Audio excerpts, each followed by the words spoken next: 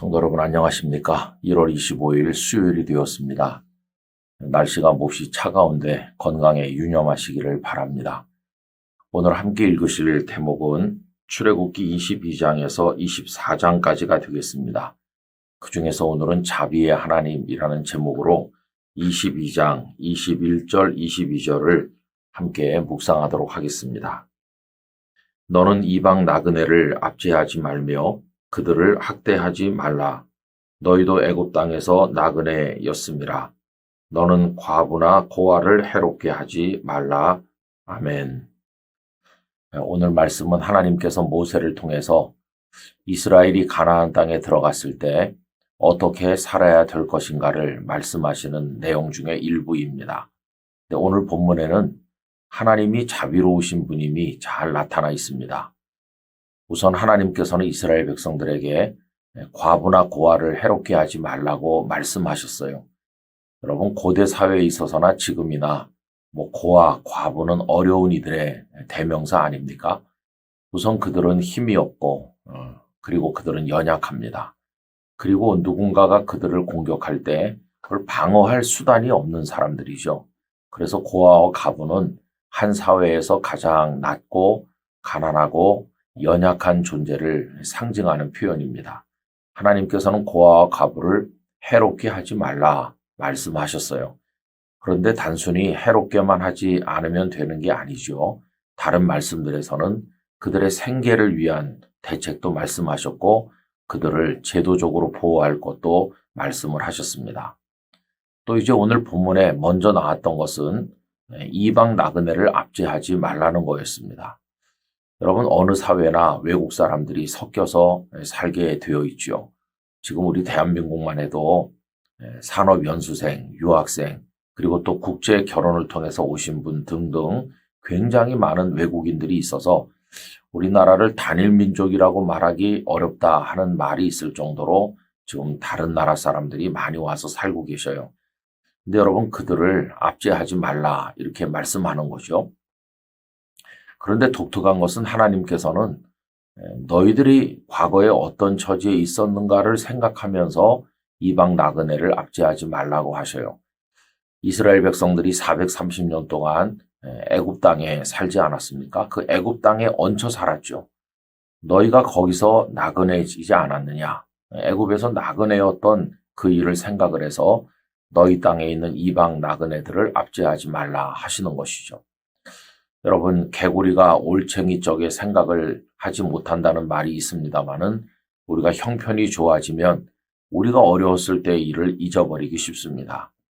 이스라엘 백성도 애굽에서 나그네였던 때가 있으니 너희 땅에 이방 나그네를 압제하지 말아라. 이게 하나님의 자비의 말씀입니다. 자, 그런데 여러분 오늘 이런 말씀을 읽으면 혹자는 질문을 할 것입니다. 하나님께서 이방인에 대해서 그렇게 자비로우시다고 한다면 아니 왜 가나안 땅에 있는 이방인들을 무자비하게 쫓아내시고 그 땅을 이스라엘에게 주셨느냐?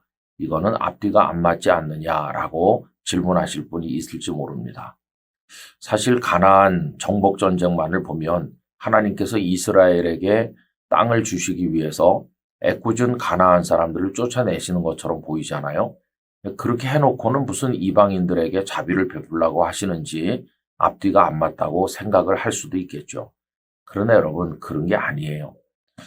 하나님께서 가나안에 살던 사람들을 쫓아내시고 그 땅을 이스라엘에게 주신 것은 양면성이 있는 거예요. 한면으로는 이스라엘에게 기업을 주시는 그런 면이 있죠. 그러나 또 다른 한면으로는 가나안에 살고 있는 사람들의 죄악이 너무 가득했기 때문에 그걸 심판하는 측면이 있었어요. 오히려 하나님께서는 이스라엘 백성들에게 가나안 땅을 일찍 주시지 않고 무려 430년을 애굽에서 기다리게 하셨잖아요. 이건 무엇입니까? 만약에 이스라엘을 하나님께서 편애하신다면 가나안 백성들을 일찍 몰아내시고 그 땅을 이스라엘에게 일찍 주셨어야 되는데 430년을 노예로 고통받으면서 살도록 기다리신 거예요. 왜 그러냐 하면은 이 가나안 사람들이 아직은 심판을 받을 때가 안 됐다. 아직은 그들의 죄가 가득 차지는 않았다. 그래서 기다리신 겁니다. 여러분 그 이야기가 창세기에 나와 있어요. 15장 16절 하나님께서 아브라함에게 너의 후손들이 오랫동안 이방에서 객이 될 것이다 말씀하시는 그 대목에 있어서 이렇게 말씀하죠. 창세기 15장 16절 네 자손은 4대 만에 이 땅으로 돌아오리니 이는 아모리 족속의 죄악이 아직 가득 차지 아니함이니라 하시더니 하나님은 그 아모리 족속을 비롯한 가나안 사람들을 그냥 애꿎게 막 몰아내시고 그 땅을 이스라엘에게 주신 게 아니에요. 그들의 죄가 꽉 차서 심판이 필요할 때까지 기다리셨다가 그들을 심판하시고 그 땅을 이스라엘에게 주신 것이니까 하나님이 자비하지 못하다 이렇게 말할 수는 없어요. 더군다나 하나님께서 얼마나 공평하시고 공정하신 분인가 하는 것을 보여주는 단적인 증거는 이스라엘도 그 가나안 땅에 갔을 때 거기서 죄악이 가득하자 심판받았다는 겁니다. 여러분 북왕국 이스라엘이 아수르에게 멸망했고 남왕국 유다가 바벨론에게 멸망한 거 아시잖아요. 당신의 백성이라고 무조건 이렇게 품어주시고 잘 못해도 오냐오냐 해주시는 그런 하나님이 아니셨어요. 하나님은 이스라엘에 대해서나 이방에 대해서나 공정한 잣대로 심판하시고 위로하신 하나님이신 것을 알 수 있어요. 그런데 오늘 말씀 속에서 이방인들을 압제하지 말라. 자비의 하나님이시죠. 그래서 이상한 생각으로 하나님의 자비의 흠집을 내보려고 하는 것은 어리석은 생각이라는 것을 깨닫게 됩니다. 하나님이 얼마나 공평하신가 하는 걸 깨달을 수 있는 것이죠. 여러분 어쨌든 오늘도 우리가 많은 사람들을 만날 텐데 그중에는 우리의 미소가 필요하고 사랑이 필요하고 따뜻한 말이 필요한 이들이 있을 겁니다. 어려운 사람들, 그러지 않아도 어려운데 힘들게 하지 말고 자비를 베풀면서 하나님의 뜻을 이루어가는 우리 모두가 되기를 간절히 바랍니다. 자비로우신 주께서 저희들에게 자비를 베푸셨기에 구원을 받았음을 잊지 않게 하시고 저희도 연약하고 어려운 모든 사람들에게 자비를 행할 수 있도록 은혜를 베푸시옵소서. 예수님의 이름으로 기도드리옵나이다.